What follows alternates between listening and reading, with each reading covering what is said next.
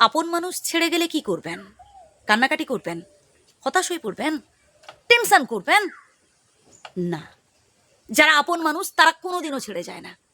হ্যাঁ, হয়তো হয়তো একটা সময় পর পৃথিবী ছেড়ে চলে যায়, কিন্তু আপনার মনে থেকে যায়।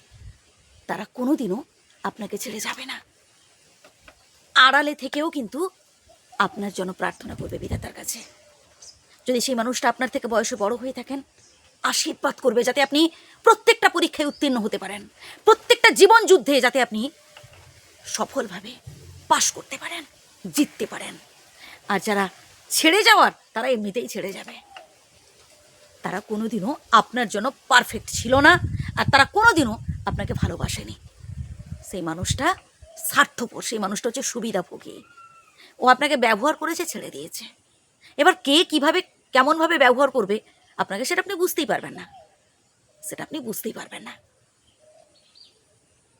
যে মানুষটা আপন হয় না, সে কোনোদিনও ছেড়ে যায় না। আমি কিন্তু মৃত্যুর কথা বলছি না, আমি মৃত্যুর কথা বলছি না ভাই। যারা প্রকৃত আপন মানুষ হয়, তাদের সাথে ঝগড়াঝাটি হোক, তাদের সাথে হচ্ছে রাগারাগি হোক, মান অভিমান যাই হয়ে যাক না কেন, তারা কোনোদিনও আপনাকে ফেলে যাবে না।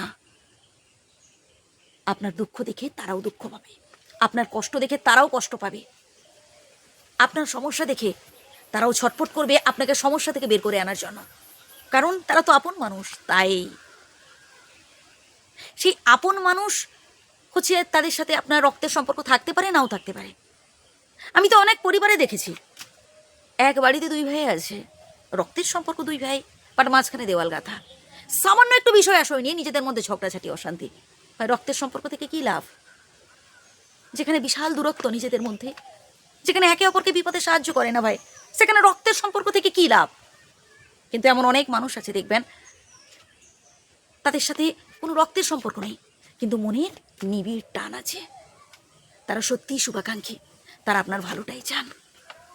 দেখবেন আপনি হয়তো নতুন ইউটিউবে কাজ করছেন, আপনার খুব ঘনিষ্ঠ ডিয়ারেস্ট ফ্রেন্ডরা, তারা দেখবেন আপনাকে নিয়ে হ্যাকেল করছে, বলছে এই কি একটা ভিডিও ছেড়েছে অমুক তমুক। কিন্তু যাদের সাথে আপনার রক্তের সম্পর্ক নেই, দেখবেন দূরের বন্ধুরা, এই যে যেমন আপনারা শুনছেন আমার কথাগুলো, আপনারা চাইছেন না কথাগুলো শুনি, আপনাদের মনে কিন্তু এই জিনিসটা এখনও আসেনি যে না, তার ভিডিও দেখে আমার লাভ কি, তার তো টিআরপি ইত্যাদি ইত্যাদি বেড়ে যাবে, আমার লাভ কি, এই হিংসাটা আপনাদের মনে আসেনি, কারণ আপনারা সত্যি শুভাকাঙ্ক্ষী। তাই আমি ছোট্ট একটা এক্সাম্পল দিলাম আর কি। কিন্তু দেখবেন যারা আপনার হচ্ছে খুব কাছের বন্ধু বান্ধব, আপনার বাড়ির মানে খুব কাছের বাড়ির পাশের লোক, বা খুব ডিয়ারেস্ট, তারা দেখবেন আপনার ভিডিওগুলো, আপনার কথাগুলো শুনবেন, বলে দূর, কী লাভ, আমার কী লাভ।